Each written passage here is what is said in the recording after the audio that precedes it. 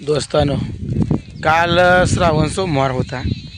मग आपला उपास पण होता आणि आपल्या जवळच्याच महादेवाचं जाऊन दर्शन घेऊन आलो. बरं वाटलं. दर्शन घेतलं ते एकदम बरं वाटलं. गेलो सहकुटुंब सहपरिवार एकदाच दर्शन घेऊन आलो. दर्शन घेतल्यानंतर इतकं मन सुरू झालं. रांगेत उभा राहून दर्शन घेतलं राव. आणि त्या जुन्या काळात बांधलेलं मंदिर जवळजवळ 500 ते 600 वर्षापूर्वी बांधलेलं ती मंदिर इतकं भारी वाटलं. सगळं प्युअर दगडाचं मंदिर. तर कुठं सिमेंट नाही, काय नाही, एकदम भारी वाटलं. मी पण गेलो होतो महादेवाला आणि मी दर्शन घेऊन माघारी येत असताना निलेश भाऊ दिसला. पण मी बोललोच नाही. कसं काय बोललो नाही याचं कारण गाडीवर होतं आणि आता म्हटलं कुठं बोलावं म्हणून मी बघा तुम्हाला सांगतो लगेच माघारी आलो गाडीवर. आणि त्याने काय म्हणलं की मला बोलला नाही. आता महादेवा एवढी गर्दी, आपण गेली दर्शन घ्यायला, का बोलायचं आहे असं माझ्या मनामध्ये प्रश्न आला. मला बी गडबडीनं घरी यायचं होतं. आपली जनावरं जित्राप असती तिथं सुटलं केलं काय करायचं. सगळं जाऊन पुढं जमतं आहे का सांगा बरं. सगळ्याला पुढं जाऊन जमतं आहे का? नाही जमत. त्यामुळे मी आपला घरी आलो. तर हा गडी काय म्हणायला लागला मला आबा बोलला नाही. आता काय बोलायचं सांगा बरं तुम्ही. आपण गेलो आहे दर्शन घ्यायला, मग काय बोलायचं सांगा बरं दोस्तानो. खरंच. आणि अशा पूर्ण माळावरती उंच टेकडावरतीच महादेवाचं मंदिर आहे. इतकं भारी आहे. काय दगड आहे ती, इतकी लांबार दगड. आताच्या पिढीत हे दगडच बघायला मिळत नाहीत. म्हणजे इतकं भारी मंदिर आहे राव. आपल्याला आता फाउंडेशनला दगड पाहिजे म्हटलं तर दगड मिळत नाही. आणि ती लांबच्या लांब 10 फूट 12 फूट 7 फूट अशा लांबारच्या लांबार फड्या. आणि त्या फडीवरती आडवा दगड ठेवायचा म्हटलं तरीसुद्धा तिने काय केलेलं आहे, इतकं आत कोरलं आहे. आपण टोपी करतो आणि कशी बसवतो का तशा पद्धतीनं तिने दगड बसवली. रचना तर इतकी भारी केली आहे हे बोलायचं काम नाही.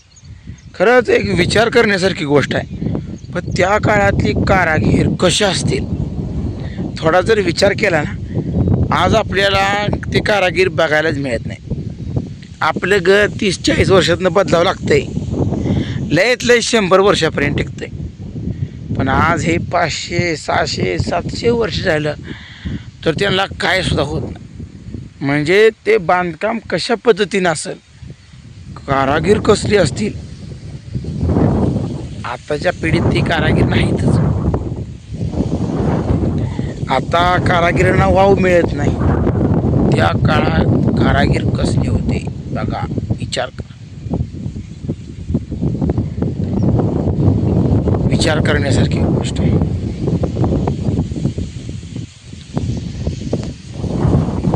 आमच्याकडे नुसतं वारं सुटलंय राव, नुसतं वारं सुटलंय. बाजऱ्या चांगल्या आल्या त्या.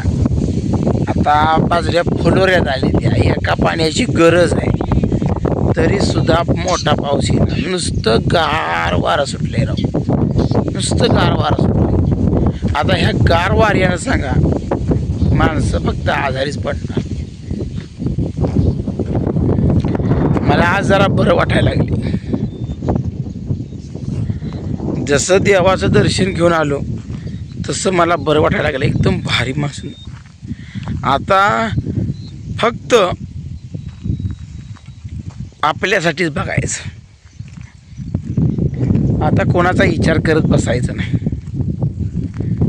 कोण का म्हणतंय, कोण काय म्हटलं आपल्याला, आता याच्याकडे लक्ष देत बसायचं नाही. फक्त आपला प्रपंच आणि आपला संसार फक्त बघत राहायचं. काय मिळो न मिळो, चटणी भाकर का खाऊन उपाशी राहायचं होईना. पण आता जास्त कोणाचा विचार करायला बसायचं नाही.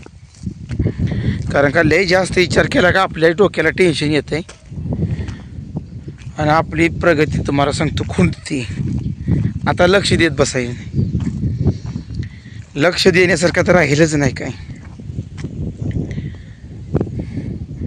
जिथे ज्याच्या त्याचा प्रपंच ओढतोय, काय करायचं. श्रावण महिना लागल्यापासून इतकं भारी वाटले. शुद्ध शाकाहारी जेवण, फळं खायची आपली आणि उपासना पण बरं वाटतंय. आणि सफरचंद, मोसंबी ही फळं खाल्ल्यावर तुला भारी वाटतंय. लिंबू पाणी पितो, त्यामुळं शरीर आपलं चांगलं राहते बा.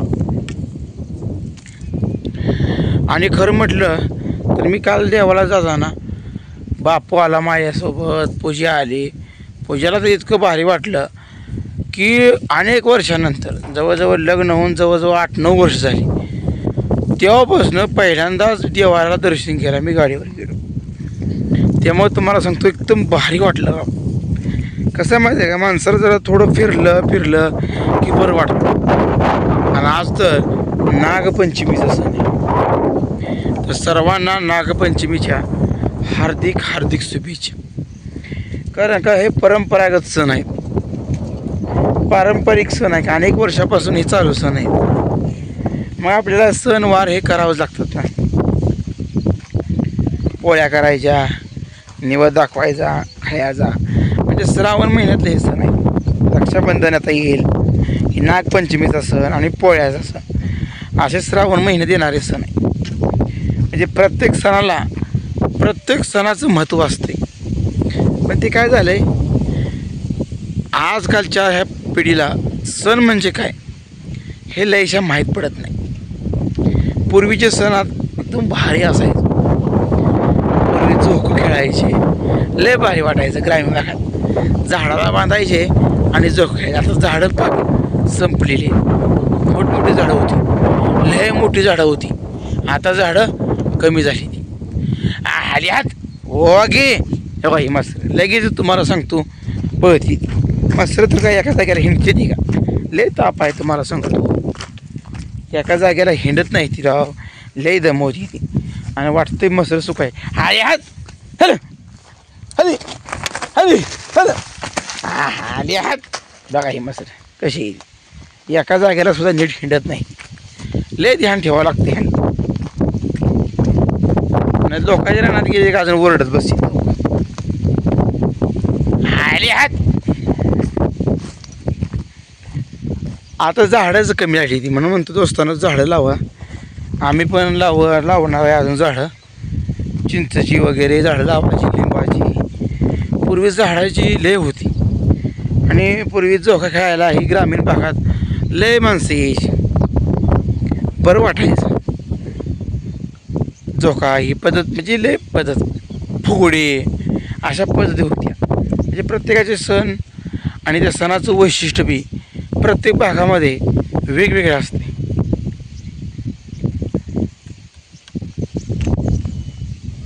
श्रावण महिन्यात जकडं बघल तकडं हवा तुम्हाला तर सांगतो दोस्तांना, हिरवगार दिसतंय. एकदम परिसर किती भारी दिसते. ही श्रावण महिन्याची वैशिष्ट्य आहे की जकडं बघल तिकडं हिरवगार, म्हणजे एकदम निसर्गरम्य असा परिसर दिसतोय राव. एकदम भारी वाटते, मन एकदम प्रसन्न होते. आणि असल्या एकांत वासामध्ये शालेय विद्यार्थी अभ्यास करायला जातात. इतकं भारी वाटणार की जेवढं आपल्याला लक्षात राहते एवढं एकांत वासात राहते. बघा निसर्गाच्या सान्निध्यात अभ्यास कसला बी तुमचा असू द्या, लक्षात राहणार म्हणजे राहणार.